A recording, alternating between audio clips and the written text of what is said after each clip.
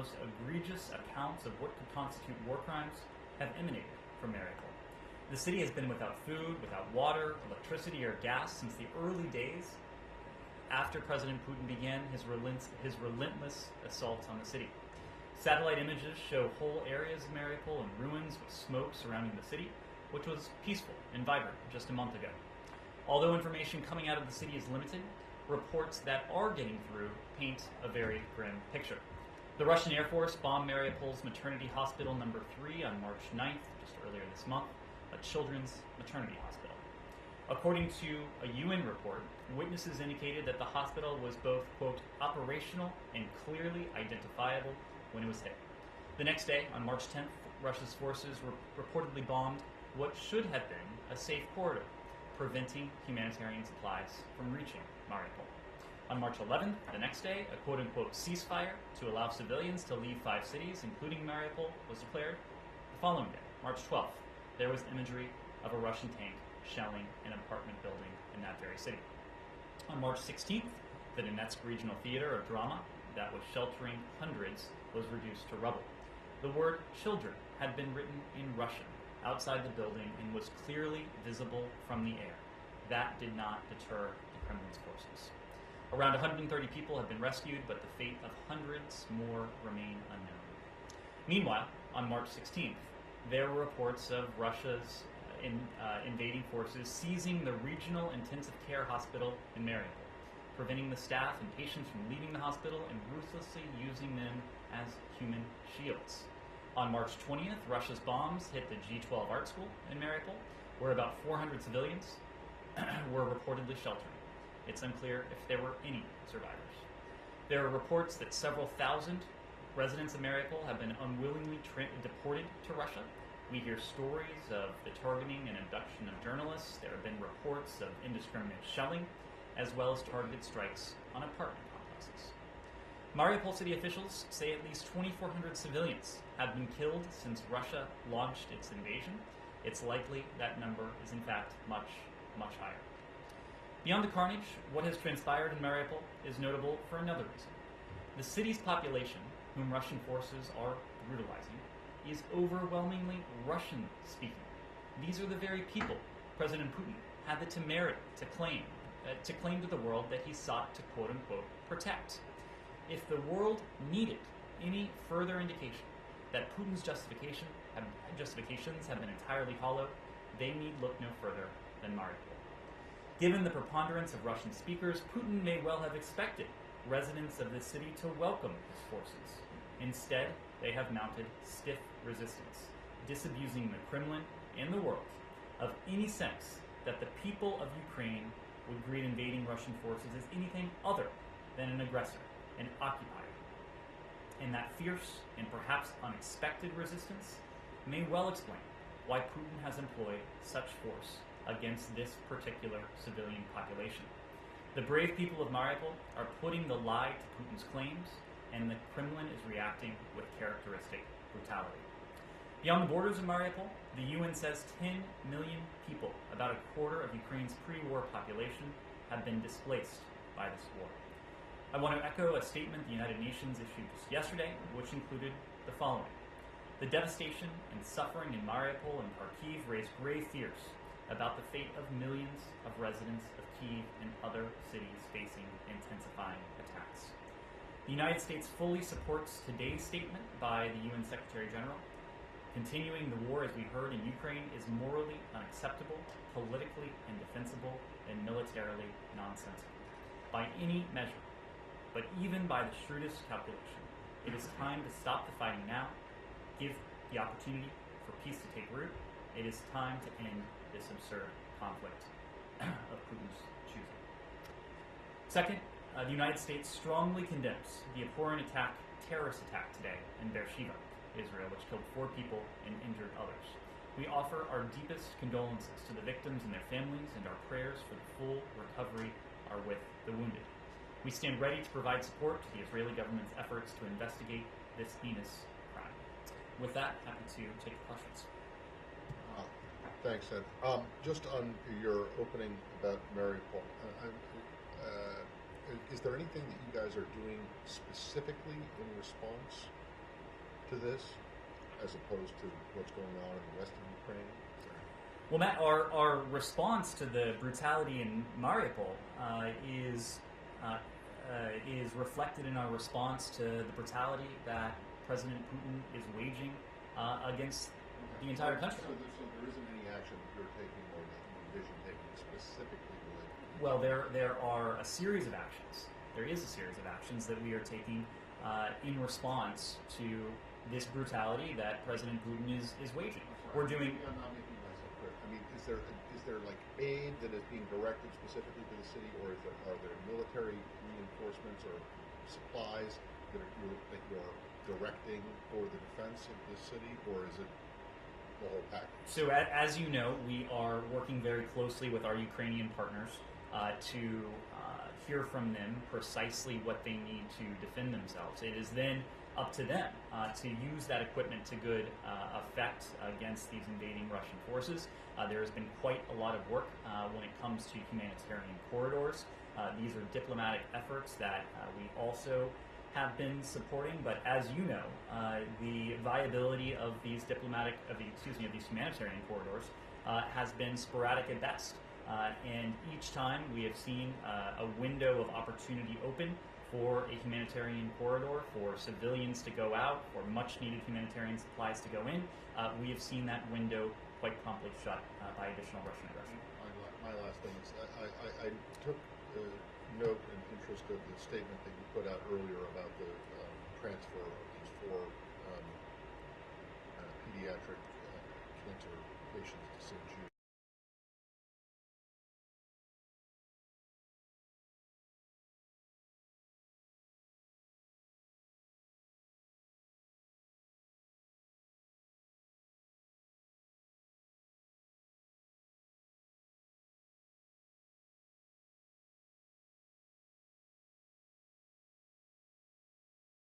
Medical care treatment, and are there plans to take in more?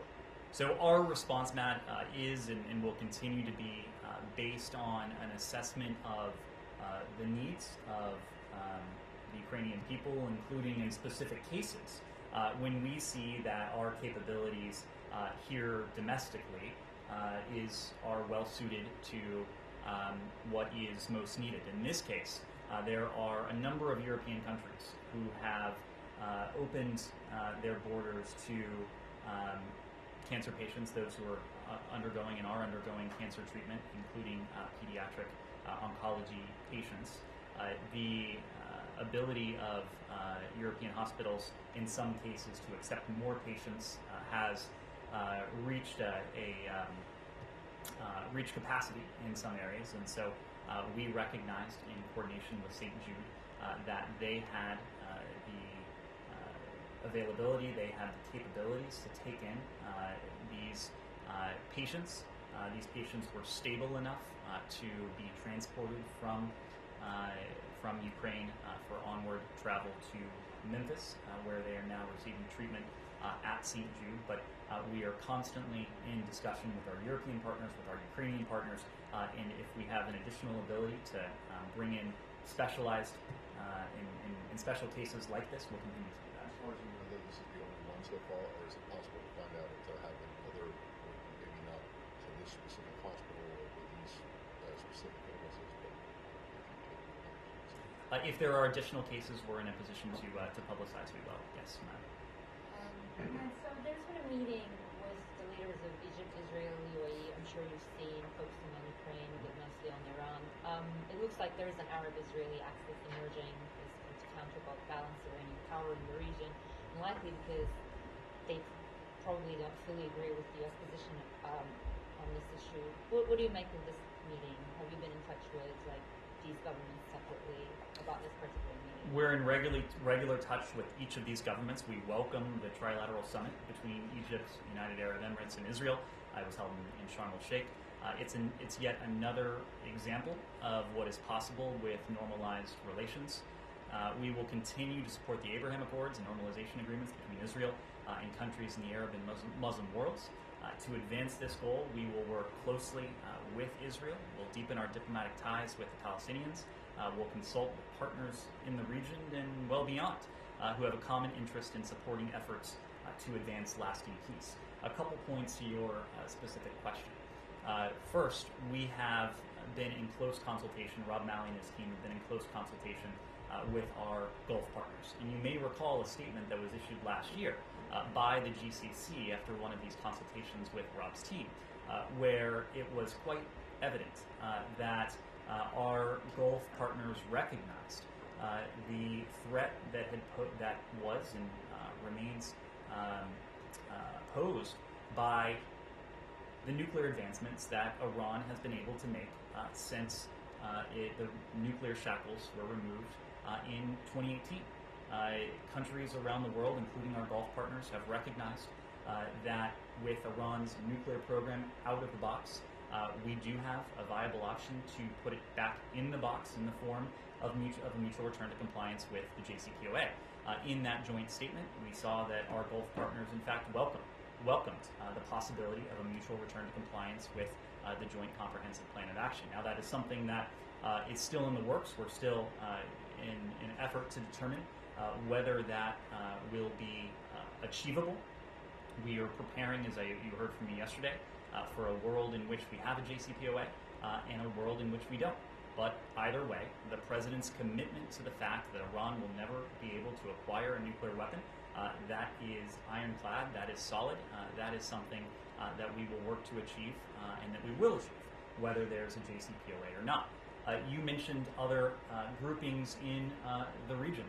These are relationships that we certainly support. As I said before, we continue to support the Abraham Accords and other normalization agreements. For our part, you have heard us speak to new groupings that have also emerged, including in the region. One example is the trilateral relationship between the United States, India, and the UAE. You saw those three foreign ministers here at the State Department together in person late last year. It's a relationship, a trilateral relationship that we will continue to invest in and continue to develop. The fact is that we share a number of interests with our Emirati partners, with our Indian partners in the case of that grouping, but also our relationship with Egypt is one that we value, and we value Cairo's relationships in turn with Israel and the UAE. Right. On the nuclear talks, you used different language yesterday. So can you say how prepared that Plan B is, and whether you guys have like a cutoff point in mind when Plan B should be deployed?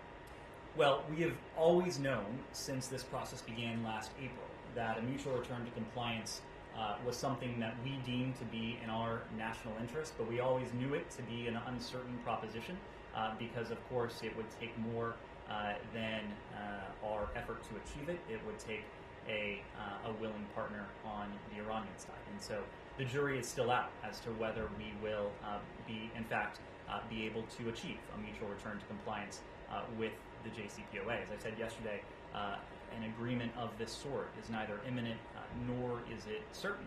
And so that is precisely why, for the better part of the year, we have been preparing for either contingency, for either scenario. A world in which we have a mutual return to compliance, that is to say, a world in which the JCPOA is the means by which we put Iran's nuclear program back in the box. We reimpose those permanent, verifiable limits on Iran's nuclear program and prevent Iran from obtaining a nuclear weapon. But given that this has always been an uncertain proposition, we've always discussed, or we've long discussed, I should say, alternatives with our partners in the region. We've been doing this with our European allies who are part of the P5+1, in this case the E3 countries of France, Germany, and the UK. We've had these discussions with our Israeli partners, with our partners in the Gulf, and farther afield as well. So we have put a lot of planning and thought into this.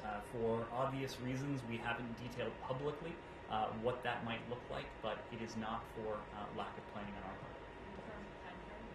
In terms of time frame, we will continue to pursue a mutual return to compliance as long as that vehicle continues, mutual return to it continues to be in our national interest. Yes, but you said that they didn't break out time and all that. You kept saying for weeks and months now that the window was closing. And that hasn't changed. That hasn't changed. That's been a very long week. What also has not changed is that based on not on again the chronological clock, and I know we often deal in chronological clocks, but you've heard us. We often deal in there is a technical clock when it comes to the JCPOA, as you've heard us as you've heard us discuss before. And that technical clock, again, it's not based entirely on chronology, but it is based on the advancements that Iran has been able to make once those nuclear shackles were removed from it in 2018, or once it distanced itself from the nuclear agreement in 2018, and the continued advancements that it has been in a position to make. So until we determine that a mutual return to compliance is no longer in our interest, that is to say that the non-proliferation benefits that agreement would convey to us, to our European allies, to our partners in the region and beyond are obviated by those advancements, we'll continue to pursue it. But what we've long said about the short runway, that remains true. We know that there has to be a great deal of urgency, and we know that now the onus is on Tehran to make decisions regarding its willingness to enter into, once again, a mutual return to compliance or not. So we will have a good sense of all of this before long. Paul. Well, given all that you said, we still don't know what happened in the past week. A week ago, others were optimistic that the deal could be signed this week, or could be reached this week. Could. The emphasis is on could. No, but there was and that remains true today. If difficult decisions are made, including in Tehran, that could and would still be true. My emphasis was this tone of optimism, and yesterday then you said there's no imminent deal. There's a change in tone. What happened from last week to this week? What happened in these discussions where people thought that something was going to be, an agreement was going to be reached, and now that we don't hear that from you at all? Paul, last week, if you recall, we were talking about really two different sets of challenges.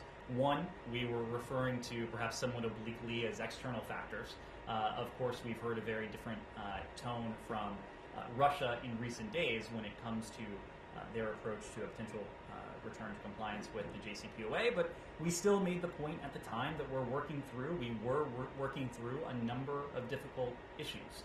Now that those external factors are not at the fore of these negotiations, and we've heard a different tune from Moscow, we are still working through a number of difficult issues. As I said before, the onus is on Tehran to make difficult decisions that it might consider difficult, but we have negotiated for the better part of a year, of course indirectly through our allies and partners in good faith, in a constructive manner, to get us to this point. We are still at a point where if those decisions are made, we could reach a mutual return to compliance very soon, but it will take some decisions. So are you at a real impasse right now? Again, I wouldn't want to characterize it beyond the fact that there are a number of difficult issues that we are still trying to work through. So that's possible. You just mentioned when you were talking about Russia and the external factors, you said something about Russia and a return to its components of the JCPOA. Is it your position that Russia is not in compliance? No, I did not intend to say that, and if I did, it was a mistake. Yes. Thanks, Ned. Now, President Biden just yesterday stated that India is the only Quad partner that's somewhat shaky in isolating Russia, while the Australian Prime Minister said that Australia understands India's position when it comes to the historic ties. Now, my question is, are all Quad partners in sync with each other in understanding and accepting India's historic ties with Russia? And if not, how does this impact the Quad going forward? And another question. Over the last 4 weeks, U.S. has sanctioned Russia, including defense sanctions. So during this period, has the Biden administration finally made any decision or come close to a decision when it comes to the CAATSA sanction vis-a-vis the S-400 procurements? I don't have anything new to update you on when it comes to the applicability of CAATSA. We continue to work with Congress and our Indian partners on these issues. But let me say, in terms of India's place in the Quad in terms of our relationship with India in the Quad context and the bilateral context.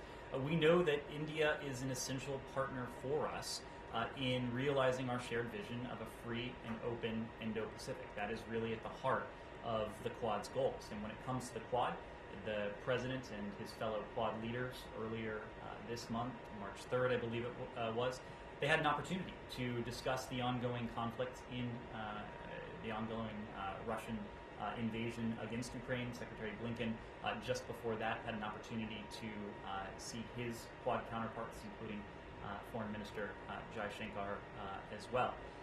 During these engagements, the Secretary and the President, respectively, reaffirmed their commitment to free and open Indo-Pacific, in which the sovereignty and territorial integrity of all states are respected, and countries are free from military, economic, and political coercion. In fact, we heard that emanate from the Leaders' Call on March 3rd. These are principles that we share with our Quad partners. They also reaffirmed their dedication to the Quad as a mechanism to promote regional stability and security. Now, you raised an interesting issue of history versus where we are now.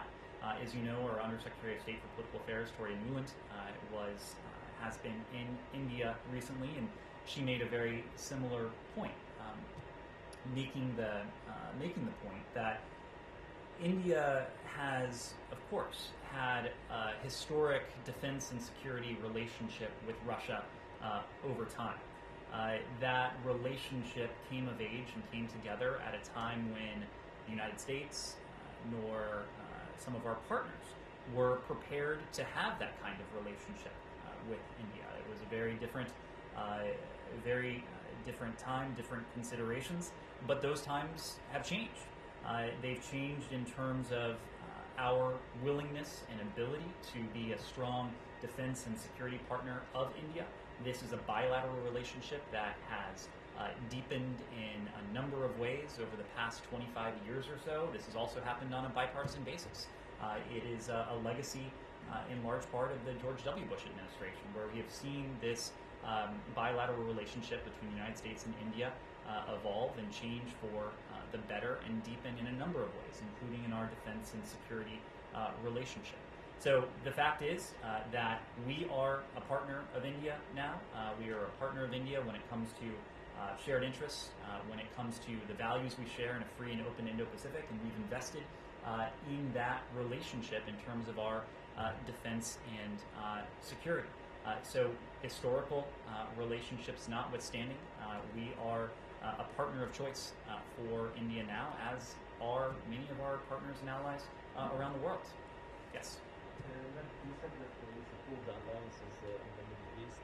Yesterday, it's like the three leaders have discussed the possibility of creating a new alliance against Iran. Do you support such alliance too? I will leave it to other countries to discuss the aims of their partnerships, their groupings, their alliances. What I will say broadly is that it is no secret, and in fact, we have made quite clear that we are facing a shared challenge and in some ways a shared threat from Tehran. We've seen that in terms of Tehran's support for terrorist groups, for regional proxies, its use of malicious cyber activity, the way in which it is funding and supplying some of the movements that are creating a much more volatile, unstable region. So for our part, we will continue to partner closely with our partners in the Gulf, with our partners throughout the Middle East, to push back on Iran's malign activity in whatever form it takes. And when the Houthis attacked the UAE, you sent a warship and planes, fire jets to protect it. Did you do anything with Saudi Arabia to help them defend themselves? Well, as you know, we have a very deep security relationship with Saudi Arabia.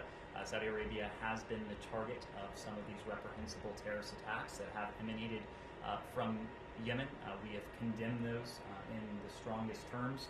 These are attacks that have targeted energy infrastructure, but they've also targeted civilian populations. Of course, Saudi citizens, but we have a sizable American citizen community in Saudi Arabia as well, who are also threatened by these types of attacks. I would note that in terms of our concrete security cooperation, the Saudis, with our assistance, have been able to intercept some 90% of these attacks that have originated in Yemen. Of course, we want that number to be 100%, and perhaps even more importantly, we want the number of attacks to go down to zero. And we're doing that in a number of different ways, but we know that at the core, the way to put an end to this threat is to address the underlying conflicts in Yemen. That is also something that we are working very closely with our Saudi partners on, to bring this conflict to a close, to restore stability, to restore security to the people of Yemen, and to address their dire humanitarian needs. Yemen continues to be home to one of the world's worst humanitarian catastrophes. Nearly 17 million people are suffering from some degree of food insecurity, suffering the consequences of a drought, but also suffering the consequences of a man-made war. And so this is something that we're working very closely with our Saudi partners to address. Patriot systems lately? I'm sorry, provide them with Patriot systems. Oh, with Patriot systems. So we have engaged our Saudi partners in a number of ways on this. And there are different ways that we can be security partners and provide them with what they need to defend themselves. There are foreign military sales, there are direct commercial sales, there are other means by which we can supply and resupply the Saudis with what they need. I will leave it to them to speak to their defense procurement plans, but we are standing ready to continue to work with them on this. Yes? National Security Advisor Jake Solomon said earlier that the US still assesses the Russian soldier death toll is still in the thousands. Can you give an idea on whether the US is banking on an increasing death toll of Russian soldiers being a significant factor that could help brakes on Putin? And I'm asking that in context of this department's work in getting the message across through to Russian media about the actual number of soldiers who are being killed in Ukraine and your efforts there. And also, do you have any idea from perhaps your team, your embassy in Moscow, of how many Russian soldiers' bodies are being returned to Russia? So you heard from the National Security Advisor that firm figures are going to be difficult to come by, but it is a couple things are very clear. One, the number of Russian casualties, number in the thousands, and two, that there are clearly Putin miscalculated if he thought that he would be able to invade a sovereign country and subjugate without opposition, without facing stiff resistance, the Ukrainian people. And clearly that miscalculation has been on display for the entire world for some time now. Our strategy is really predicated on doing two things. On the one hand, we are continuing to support our Ukrainian partners. We are supporting them in a number of ways, but relevant to your question, we have provided them and are providing them and will continue to provide them with an unprecedented level of security assistance. Over the past week, it totaled $1 billion. It's been some $2 billion over the course of this administration. And the forms of support are many. We issued a fact sheet that walked through some of these specific systems and broad categories of systems, but the fact is that we are providing our Ukrainian partners with precisely what they need to take on this invading force, whether it is in the air, whether it is on the ground. And I think we've all seen the effectiveness with which our Ukrainian partners have employed these supplies. And you can measure them in any number of ways, but they have been able to put tremendous pressure on Russia, on the invading forces, and of course, we've all seen the consequences of that in terms of the inability, at least to date, of Russian convoys, of Russian contingents to move forward, including against Ukrainian towns and cities in some areas.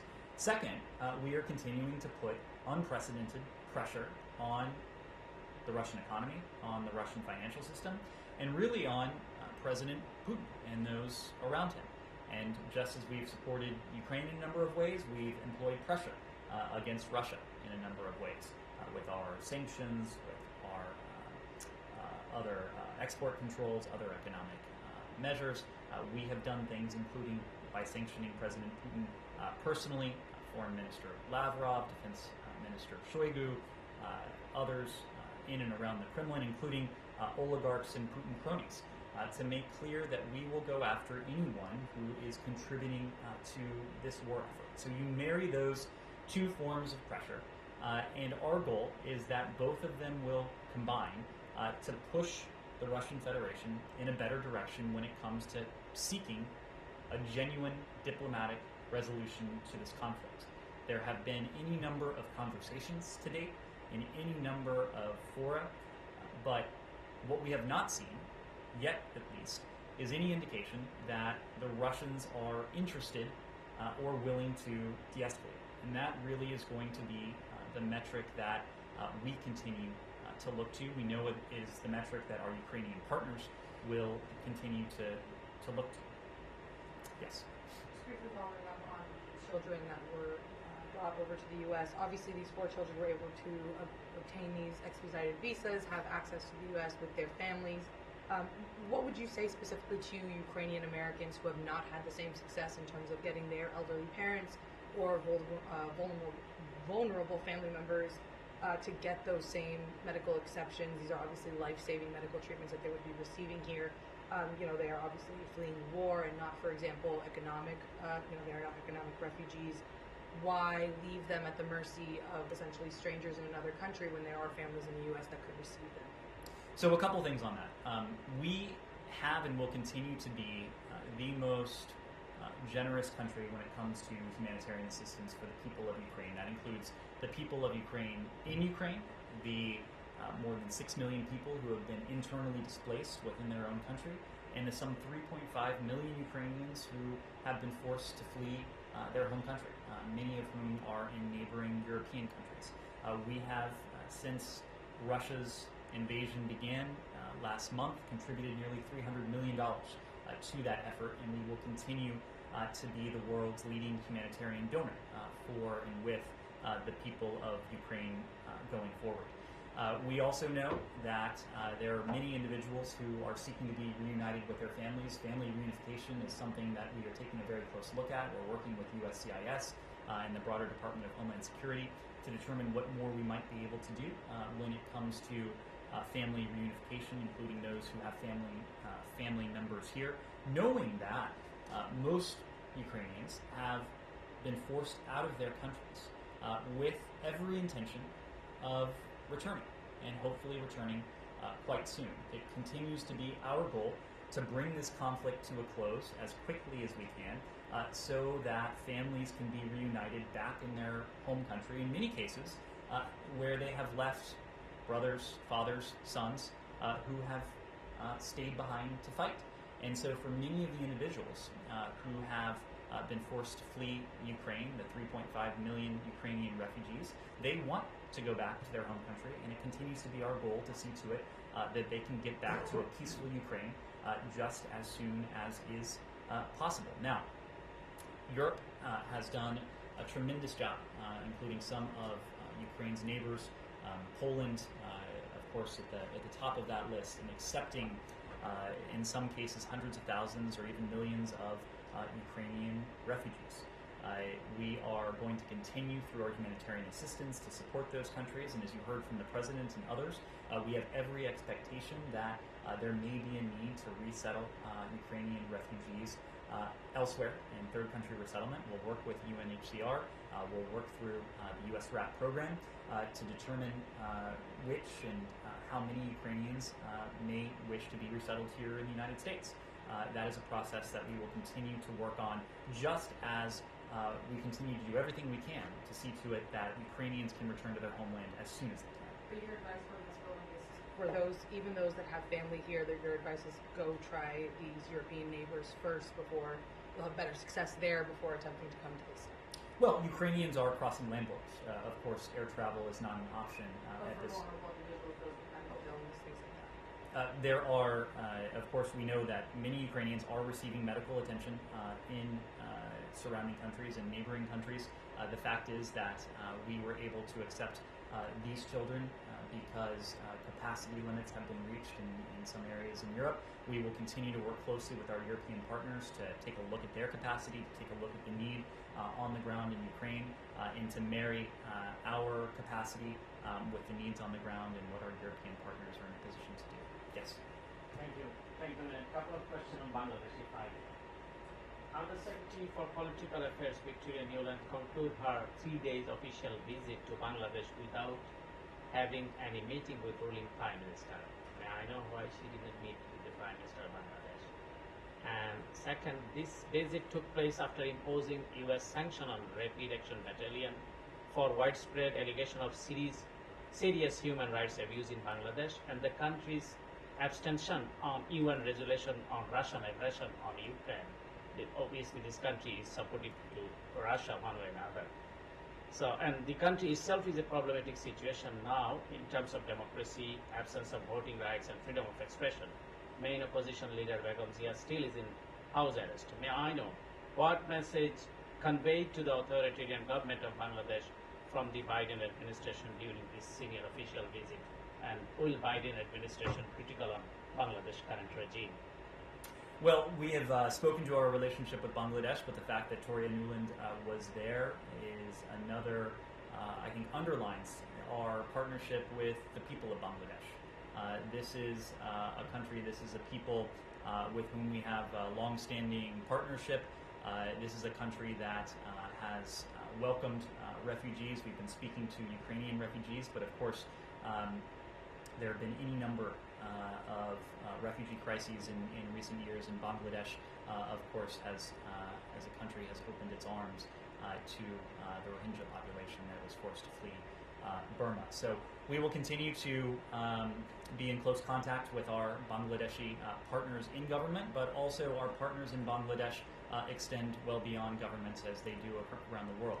Bangladeshi civil society working on our trade and economic relationship with Bangladesh as we continue to stand up for values that are universal and that apply equally to the people of Bangladesh as they do to people anywhere else.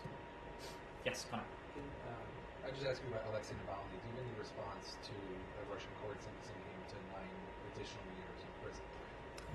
We do.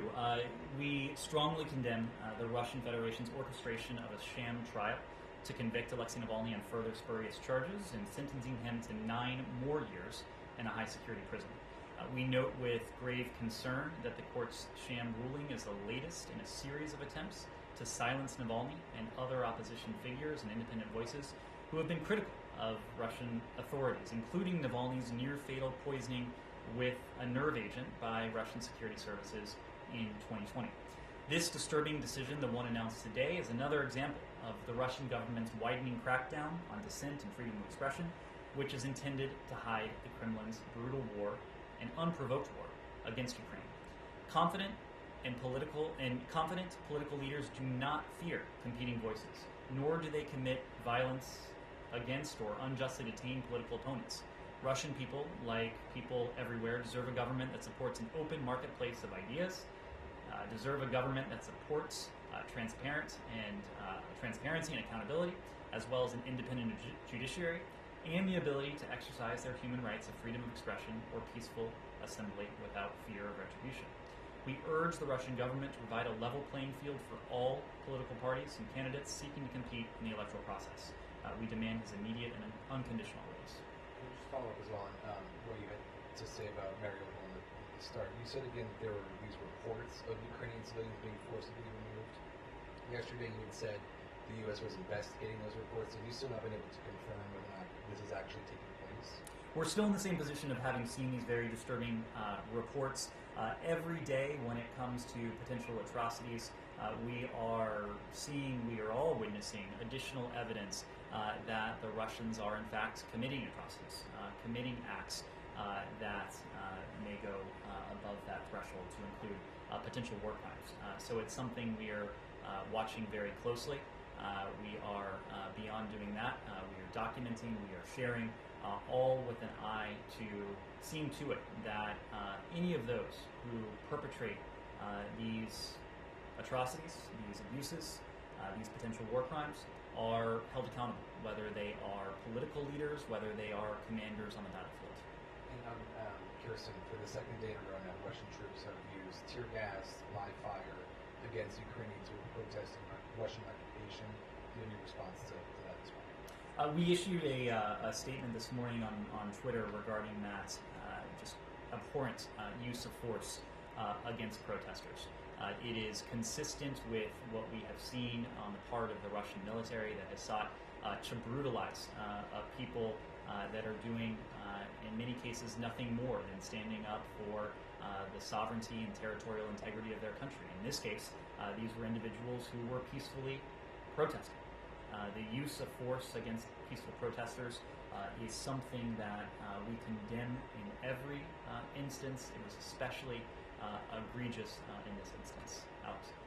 Just following up on the people the residents of Mariupol who are now in Russia, the Russians have admitted to this. They say that it's 62,000 people, and I get that you're still looking into these reports, but given the scale, are you in any position to talk to those numbers? But perhaps more importantly, do you have a sense of whether they were forcibly removed? Did they evacuate themselves? You heard the Mariupol City Council say that they are in camps. Do you think the traditional, say, refugee camps are more like prison camps? Do you have any sense of the condition of these people? Any details?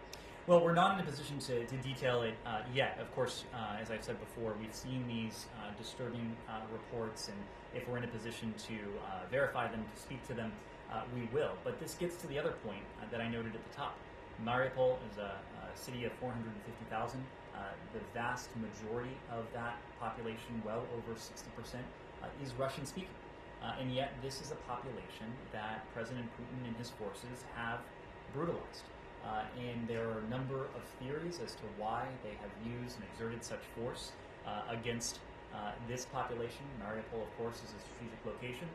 But there also may be an element of vengeance, in particular vengeance, against this population, with Putin perhaps having been under the misimpression, whether he was misinformed or just unwitting of reality, that his forces would not be greeted as anything other than the aggressors that they are. Russian forces have faced stiff resistance in Mariupol. The fact that they share a language, we have seen the residents of Mariupol rise up to defend their homeland, their country, to defend the territorial integrity, the sovereignty and independence of Ukraine. It's no surprise to us. It may well have been a surprise to President Putin. It may well have been a surprise to the Kremlin, and that may well be why we have seen such ferocious force employed against the people of Mariupol. I was going to ask you about that, but CNN reported yesterday that there does not appear, at least the U.S. does not appear to know who an overarching commander of these Russian forces is.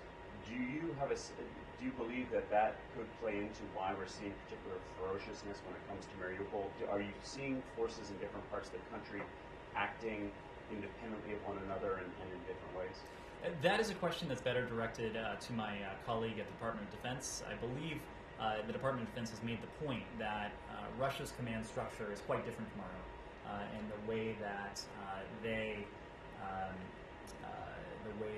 command their forces doesn't look like the way we do it here. It's more of a forward deployed structure, but whether the varying tactics, what we're seeing in Mariupol versus other parts of the country, owes to a particular commander, owes to a doctrine, owes to a strategy, that's a question you may wish to ask them. Yes, John. The next supervisor said today that the war is not going to end rapidly or quickly. Is that causing for the diplomats here representing the United States any new sort of creative thinking or different tack about trying to change that outcome that we see in front of us as sort of long, grinding war? Well, I think you've seen that determination and really, to use your term, that creativity already apply. The fact that we are doing things that have been unprecedented in terms of their scale and scope, and we are in a position to do them precisely because of the diplomacy that has taken place in this building and in this administration, not over the course of months, really since late last year, but really over the course of 13 or 14 plus months. The fact that we were able and have been able to unite much of the international community, and you can measure that by any number of votes at the UN, any shows of solidarity and determination on the part of various alliances and partnerships, collections of countries.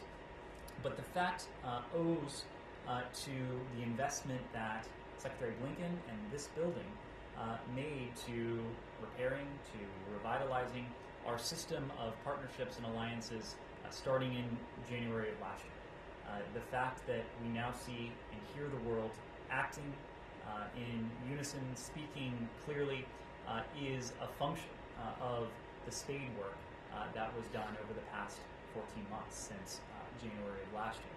But speaking to the creativity and speaking to the determination, the fact that we have been able to provide our Ukrainian partners with such an unprecedented show of support, again, in any number of forms: security assistance, humanitarian assistance, economic assistance, financial assistance, all speaks to what this building has been engaged in since the prospect of a large-scale Russian incursion came on the radar screen a number of months ago. The fact that we have been able to isolate Russia diplomatically, politically, economically, financially, strategically on the world stage also speaks to the level of effort, the level of determination, and yes, the level of creativity that in many cases has emanated from this building. So no one here is under any illusions, as you heard from the National Security Advisor, that this conflict is necessarily going to have a swift or near-term conclusion. But we have and we will continue to do everything to put our Ukrainian partners in the strongest position they can be in at the negotiating table. We have done everything to put as much pressure as we can on the Russian Federation so that we are strengthening Ukraine's hand, we're weakening Russia's hand as we continue to support the people of Ukraine in their fight against an invading force and the people of Ukraine who have been forced to flee their homes. All right. Yes. Completely unrelated to this. Yesterday, you guys announced sanctions on Sudanese police unit. Mm-hmm. There has been some concern expressed by pro-democracy activists in Sudan that these sanctions don't go far enough, that they should have included Rapid Support Force, which is a paramilitary unit, and also senior military officials. Can you explain why the sanctions that were imposed yesterday were limited to this one unit, and then are you considering expanding that? Matt, we are. Well, let me start by saying that just because we have targeted one unit or one element with sanctions is not dispositive in terms of what we might do next.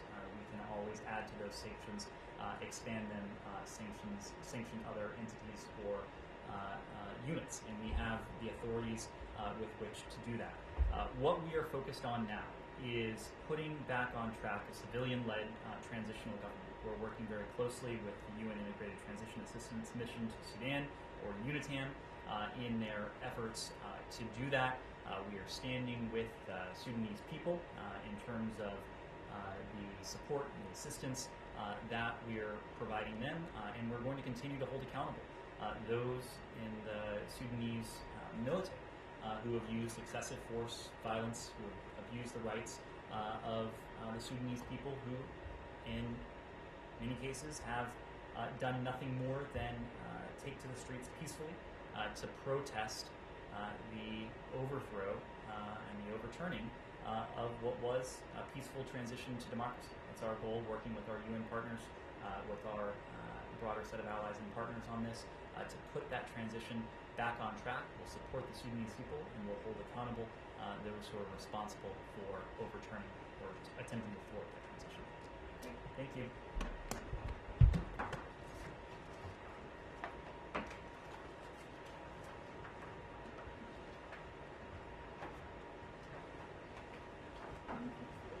Is it cold? I brought my whole jacket today. I'm so cold. That was a big thing cold. Cold here. Literally, mine